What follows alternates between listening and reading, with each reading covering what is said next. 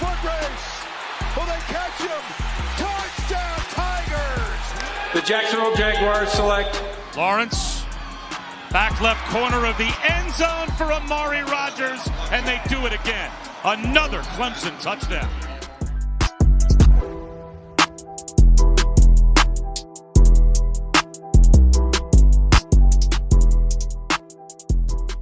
Welcome into the TrevorCast on 1010XL, brought to you by our good friends at Claude Nolan Cadillac.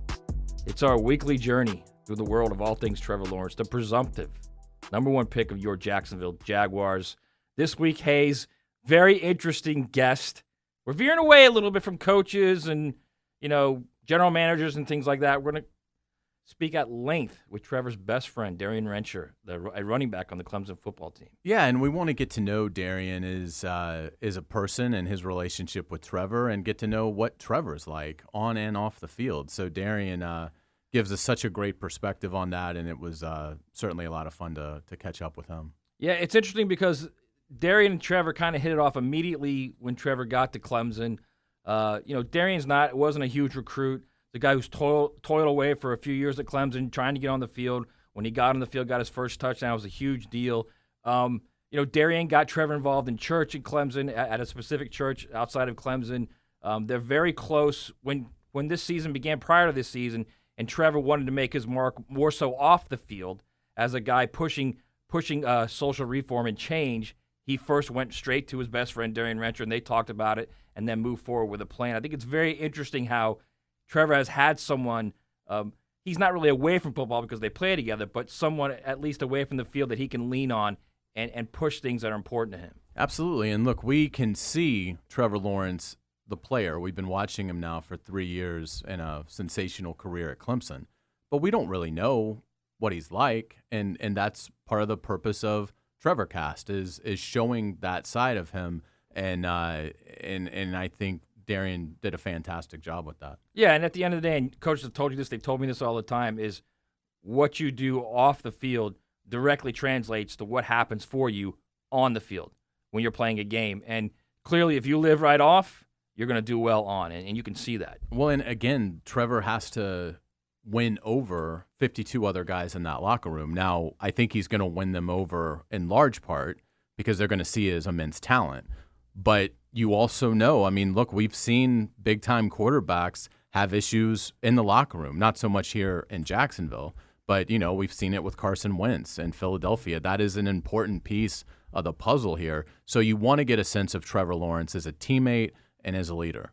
All right, we're excited for you all to hear this. This is Clemson running back Darien Rencher, Trevor Lawrence's best friend. It's a pleasure welcoming Darien Rencher, running back at Clemson and one of Trevor Lawrence's closest friends, to the podcast. Darien, you and Trevor met prior to his freshman season and developed a unique bond, and we'll get to that in a moment. But let's start with this past offseason. With all the college football players went through over the last 10 months, the COVID, the positive tests, the quarantines, living in a bubble, preparing for a season you didn't know would happen or how long it would last. How much did you see Trevor Lawrence grow this season away from the field as a man dealing with the pandemic, leading the way with social justice issues, and leading a team to stay focused on the larger goal? Yeah, I think more so than not, I saw him grow. I feel like I've seen him grow over the years before, like an opportunity like this presented itself as like a leader. And I just think he's been growing. And I think this summer was like the opportunity presented himself where he had to take a step and like with people around him and like in a public eye. Because he's been growing in the shadows for like, I think immensely since he's been in college. I feel like that's the type of guy he is. I think this summer and then right before the season with the We Want to Play stuff was just, I think people saw like the culmination of like who he decided to be, who he decided to become while he was in college. And not to say he wasn't doing this before, but I think college really was like a pivotal moment for his life. I feel like he really has some true heart change, and a lot of things, like a lot of good people around him to where he was able to become the man he is today. And I think it's very evident that he really is like a man first and foremost, but also like just a really good person with a really big heart. Darien, did that growth that Trevor had off the field, did that translate to him becoming a better leader on the field for you guys? Oh, 100%. I think it's inevitable. I think they go hand in hand. One of Jeff Davis, a coach at Clemson, he always says, a better man makes a better football player. And I think people saw that with Trevor. I think it was almost one of those things, how could he get better? And obviously he started off like, he gave himself some heavy words to live up to as a freshman, winning it all. But I think people saw the evolution of him just being consistent. I think off the field, that's who he is. He's a consistent guy. He's level-headed. He's calm. He just brings a lot of poise to any type of situation. I think, and off the field this summer, like I said, like his character like shined brighter than ever before. Just at a time where a lot of people were freaking out, and rightfully so. I think everybody was freaking out to a certain extent. But then there comes a time when you really have to like lock in and figure out what's the solution. And I feel like he was one of the guys who emerged within college football, within our university, within our team, as somebody who not only could lead, like obviously be a baller on the field, but at the same time just be a part of making change and be a part of the solution. So, Darien, let's delve a little bit deeper into that. You guys clearly very good friends. Hit one of his closest friends on the team, and Trevor has been seen as this guy who's a terrific locker room presence, a guy that players love to be around. So this summer, when everything that was happening, not only with the COVID, but with the critical social justice issues, did you guys sit down and did he say, "Hey, I want to do something"? How did that play out? It was more so just like through conversations. I think I'm a young black man, he's a young white man, and like he's one of my best friends. And it was through conversations like just we were having when everything was going down. I remember just like when like a pivotal moment was when Atlanta was burning down. We were with each other and we were just talking, like both navigating their own emotions, like some of the stuff he was feeling, some of the stuff I was feeling. And we just knew, like, as one as leaders on a team and as part of an organization and a program, like that moment, like if you didn't address those issues, I feel like you lost a lot of credibility with people that like you were leading. And so we knew, like, obviously it's like Coach Sweeney's like program at the same time we were leading as a team. And we knew that it was an opportunity for all of us to learn and grow. And there's a quote actually Coach Sweeney talks about a lot. It's pretty much like 70% of leading a sports team has nothing to do with the sport. Right. And I just feel like that's every off season. There are so many issues that go on, and it's like you lead through so much stuff to finally get to play. And that's kind of how I feel like this off season, maybe even more so, was like there was so much stuff that we had to lead through in order to finally get to play like the 10% of football. And I just think about him as being just one of those guys, like I said, just that was just curious and like really cared about figuring out how we could lead ourselves first, but then also just like naturally we both have eyes on us, and him more so than I do because of the platform he has on our team and in the country, to just figure out how we can navigate through it.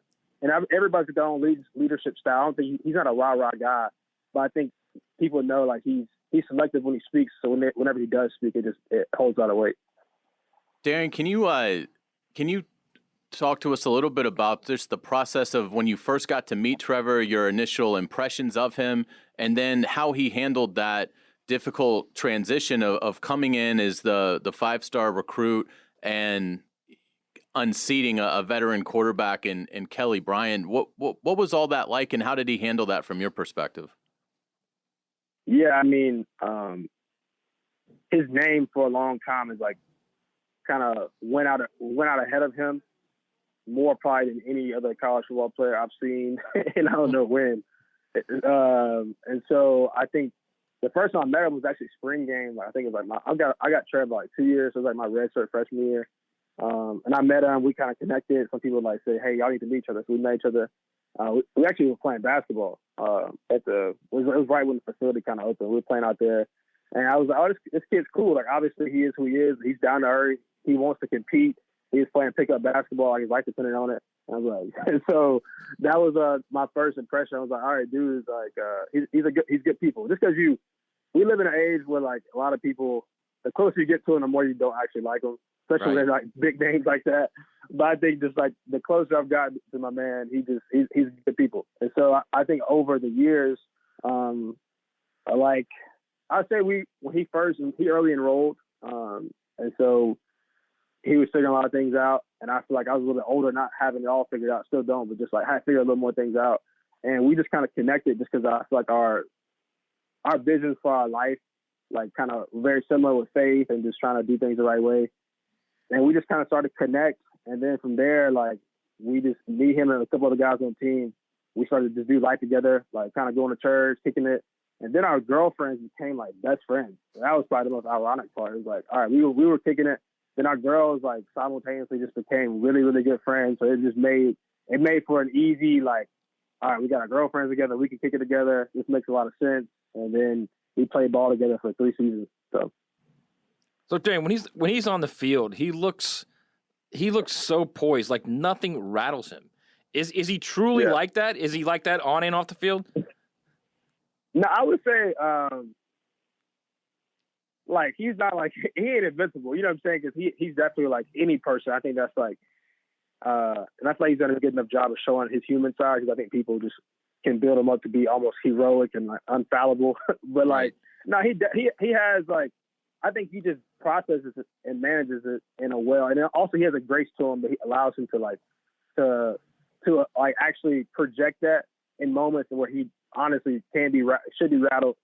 And I think just even going back to the last question, I think that's kind of the thing of just like, more than anybody, I haven't seen a player with like more pressure to perform or pressure to be something than him, like in college sports in like a long, long time. Maybe not Zion Williamson, honestly, but just in the football setting, like I don't know who had that much hype coming into a season or to a career. And to see him, like you said, the word poise is to take all of that and just like exceed it. I think exceed it in a way like not just football, but just obviously as like the legacy he left is like how to do it the right way and how to use your platform. And so, yeah, on the field, man, he's just calm, cool, and collected. Like, I don't think he's like always calm. Like, he'll throw a pick or something like that, but I think he just gives you a sense of peace when he's like at the quarterback position. He's like, all right, well, I know Trev's gonna be ready. I know he's like, even if something happens, like he's gonna bounce back. So yeah, poise is the word that when it's time, when it's crunch time, when it's go time. Like obviously that we lost some games, we didn't lose many. And so when it was time to go, man, I trust him like with the ball in his hands. I think we all did. So. That's great insight, Darien. And the other thing that jumped out to me from an outsider's perspective is the toughness that Trevor showed, particularly last year against Ohio State, where he just gets absolutely drilled. And at that point in the game, it's not going great for you guys. What do you think that he kind of showed the world that night, taking that hit and then responding in such a positive fashion? Yeah, I mean, I think just people think he obviously like because of the long hair and like he's a pretty looking dude. You know what I'm saying? Like he got long blonde hair, he's tall, like all these things. But people think he's like soft. And I think he kind of knows that a little bit, like that persona is a little bit out there, like, or he's just a pretty boy. He's just like, he kind of like, he's just been gifted. Like he didn't work for it. But like a man works as hard as anybody. He's a grinder and he's really, really competitive.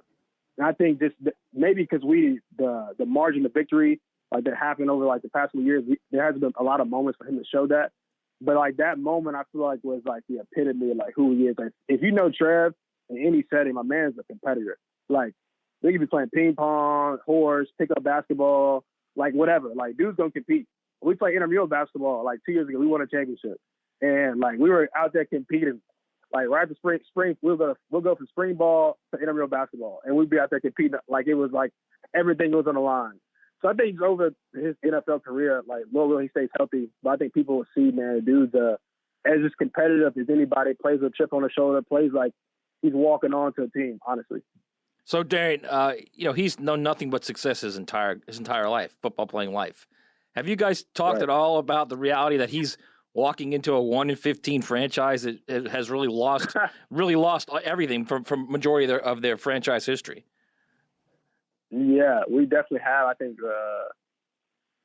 everything leading up to professional sports is like the opposite of what happens in professional sports. If you're a good player leading up to anything besides professional sports, if you're a good player in high school, college, like you get to go to the best teams if you want to choose that. But then you go to the professional sport, and it's like because you're the best player, you actually go to the worst team. And so it definitely is different. He knows that, like, but at the same time, like, man, you can't play God. It's like this is what, like, it seemingly looks like it's going to be meant for him to be down there in Jacksonville. I think that's kind of like a no-brainer from anybody who's a football mind. I would bet the house on him. You know what I'm saying? Like I think a lot of people would just see what could be because obviously what he's done and who he is.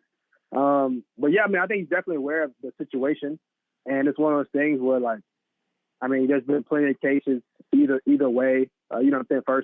First round picks or first picks of the draft. Just kind of sometimes you go to good situations, sometimes you don't, and just hopefully he can go down there and just and be a leader because obviously they're going to try to build the team around him in some sense.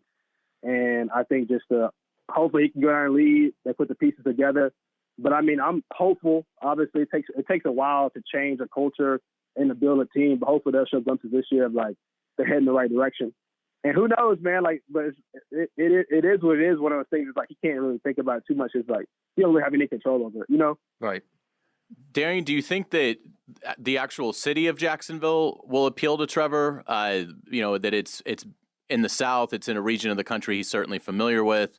There's beaches, there's no state income tax, all that stuff. Do you get a sense in your conversations with Trevor that the culture fit in terms of the city he'll be living in is a positive in his mind? Oh yeah, we were like, because obviously he was going down to between the Jets and the Jags.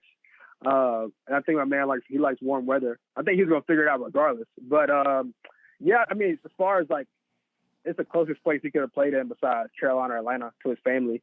And so I think that's a positive. And then just realistic location because I think that but playing in Jacksonville, one is warm weather. Like I think he loves the beach. He loves being around just stuff like that. From what we both have heard, I don't think he's been out to visit yet, but just like it is like it's a nice city. It's not like too much. It's not Miami, but at the same time, it's not like the middle of nowhere. And so I think it's gonna be a good fit for him, man. I think he lives in that middle. He's not a city guy per se. He's also like not like just a little farm boy. So I think somewhere in the middle. From what we both have heard, Jacksonville's kind of like that. And I think he's excited, man. Like I think he's excited to be in the city. Darien, I really appreciate all this, and I'm curious to get a sense of Trevor as a practice player. What's his demeanor like in a practice for you guys? How does he sort of conduct his business? How does he kind of direct, if at all, teammates? What's Trevor Lawrence like if you went out and watched a Thursday practice? Business as usual. Like I think just locked in. Like I said, he's not. I think everybody has different leadership styles. He's not a rah-rah guy. But over his time at Clemson, like obviously when he first came in, like there were other leaders on the team that kind of asserted themselves on the offensive side of the ball. So he really just needed to do his job. That'll kind of probably be similar, but also like different in the league because he's going to be counted on from day one.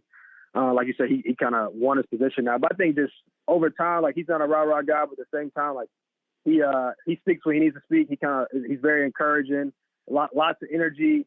Locked in, like on Thursday practice, you would think we're playing for a national championship, you know, just like always like on top of his game, locked in, and just, man, he looks like he's taking game reps every rep.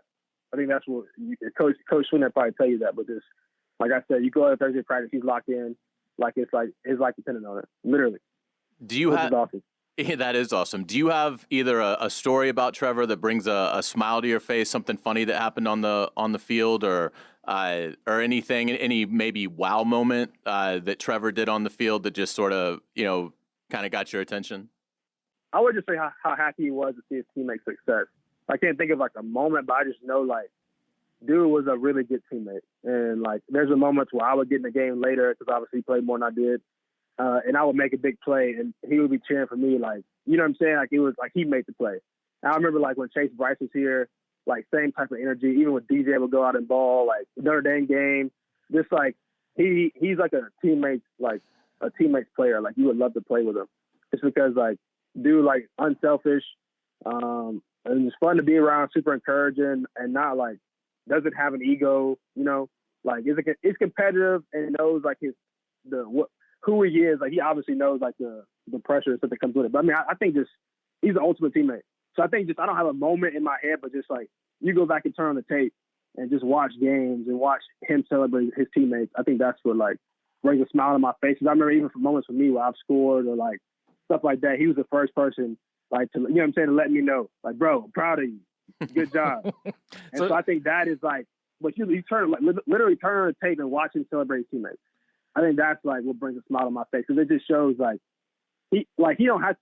The thing about Trevor, a lot of things that he does, a lot of things that people love about him, who he is. Like it would be almost acceptable if he didn't do that because of who he is. So I think that's what makes him special. Is like he does those things not like to be seen, but just because it's out of goodness of his heart. But he does those things, and it's like he is who he is, and he does that, and it's like, man, like you just have an extra appreciation for it. If that makes sense. So, Darien, I was talking with Tony Elliott about this, and he brought it back to his freshman season, the game against Georgia Tech, where he's rolling left and he throws across his body on that throw at the goal line. And he said everybody's jaws just dropped at that point. You remember that? Yeah. Yes. Yeah. I mean, he's made, not trying to compare him to Pat Mahomes at all. But I think just any really good quarterback, when Deshaun was here, I think you'll see them make some plays, and you're just like, all right. It's like sometimes it's just a routine throw, Right. But then actually there was a play this year. I think it was might have been a Citadel game. He threw we're in the end zone closest to the hill. He threw like a slant to Frank Ladson, and I'm telling you, if it was an inch or two the other way, either it's an incompletion or a pick. But he put it right on the money. Like it was the dude's hands were inches away, and he put it right where only Frank Ladson could catch it. So I think you like you said, turn the tape, even to throw to Cornell. I'm thinking about the throw to Cornell Powell. Like Cornell caught it with one hand against Pitt, but it was like almost like Trevor put it right on, like legit right on his shoulder, only he could catch it. So you see plays like that, and he's like, all right, this dude's special. You know what I'm saying? It's a routine plays, but also right. when you need a special play, that's definitely in his arsenal. So. Hey, Darien, thanks so much for being so generous with your time, man. We really appreciate it. Thank you, Darien. Thank you guys for having me on. All right, take care. All right, that was Darien Rencher, Clemson running back, Trevor Lawrence's best friend, joining our TrevorCast, brought to you by our good friends at Claude Nolan Cadillac. What a fantastic interview. I mean, what a great dude. What a great sounding board for Trevor to have, a guy that helped ease him into that situation at Clemson. Because let's face it, man, Trevor Lawrence has been a guy that college coaches have been talking about, dreaming about, preparing for since he was a freshman in high school. And that's a lot to put on a kid when you're 18 years old and you go into a brand new environment and you know no one, and there you are. You need someone to at least be there with you. Yeah, no question about it. Great job setting that up, Matt. And, I will say for Darien, I think it was a couple big takeaways for me. One, when he says, when Trevor's your quarterback, you're at peace out on the field. And that is a big part of this. I mean, that if Trevor Lawrence is an elite player in the NFL, think about what that does for the other 10 guys in that huddle. They know they just have to go out and do their job. They have a quarterback that's going to maintain his poise. It's going to make plays above the X's and O's. Just go out and do your job, and Trevor is going to make sure that the operation runs really smoothly. So you love hearing that. The ease in which he puts his teammates on the field because of how great he is, at least at the collegiate level. And then, you hear about his toughness, the grit that he plays with, that, the long hair is sort of, he looks pretty, but that's not how he plays. He's sort of an old school guy. And then the biggest really for me is Darien saying that he and Trevor have had conversations about Trevor playing in Jacksonville, living in Jacksonville. Yeah. And then that's something that, Trevor embraces. So it's fantastic, and really appreciate you setting that up for us. Yeah, you know what, Hayes? I really, really liked, and you brought it up immediately, when he said when Trevor's on the field, you're at ease. You've covered this team since 2013, okay? In close to 10 years now, when was the last time this team, or if they ever have been, at ease on the field? Not just the offense, but offense, defense, locker room, everyone. When has there been a sense of ease with this team? The only window, it's a great question. The only window I can say is I would say the 2017 season defensively was like that pretty early because of how dominant they were in week 1 in Houston. That was the game Calais in his debut as a Jaguar had 3 sacks. I mean, The defense was incredible, and that really carried through. They dominated Baltimore in week 3 in London, getting a win.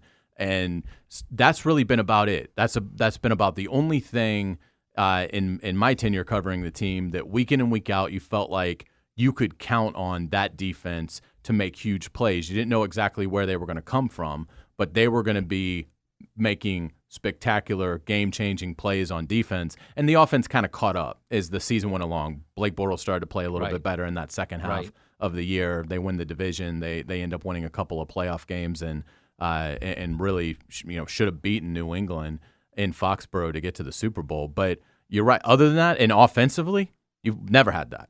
I mean, since Brunell, you've never had a player for any consistent Think about what you just said of there time. since Brunell. Right. So 20-something years. Yeah, that I felt at peace and these fans have felt at peace. I think you'd have to go back to Mark Brunell, where there was a sense of we've got the guy, that can dig us out of any deficit. So almost 2 decades. Yes, I would say. That's literally where we are with this pick, with this player, who everyone is basically pinning everything on here in Jacksonville. And I think this is what I really liked about this interview is, we always say he's got to win over the locker room, and Urban's changing the culture there. He's going to be a big part of changing that culture. So, you've been in that locker room. You've been around guys in the locker room after game, before, after practices. You see how they react. You see the raw emotion there.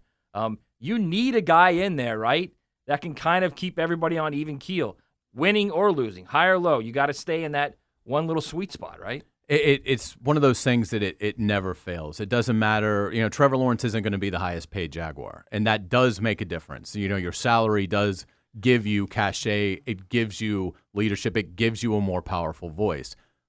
But the quarterback trumps all of that. And if Trevor Lawrence is what we believe he is on the field, if he can lead and be grounded and humble, which it certainly appears like he can, and he can get teammates to buy into him as a player, not just because of his skill set, but because of the toughness in which he plays, then anything is possible for this team, this franchise, moving forward with Trevor Lawrence for the next 15 to 20 years. I mean, that is why it's why we're doing this podcast. Yeah. I mean, because we feel like this is a player that for the next 20 years can change this city, this franchise, and this fan base and bring us some glorious good times that we just haven't experienced. Right. It's interesting. I can remember Dabo Sweeney telling me how when Trevor, even when he was a freshman, the locker room slowly began to defer to him. And this is a freshman quarterback in college. So to your point about the NFL and the guys who make the money, eventually they will defer to the quarterback just simply because it is the quarterback. It's the most important position, right? They will, and they understand the difficulty of what he's got to do. I mean, when you go second by second from the minute, the millisecond that the next play or the last play ends, all the things that have to be processed for that single individual player before the ball is snapped, then once the ball is snapped, I mean, every player recognizes that it's just a different level. It's just a different responsibility, and so it brings the notoriety, it brings the attention, it brings all the credit, it brings tons of blame if it doesn't go well, and the players all understand that. All right, that wraps up episode 2 of the TrevorCast, brought to you by our good friends at Claude Nolan Cadillac. We'll be back next week, episode 3. Tune in, like us on Spotify or iTunes, wherever you're hearing it. Hit that button, and we'll be back next week.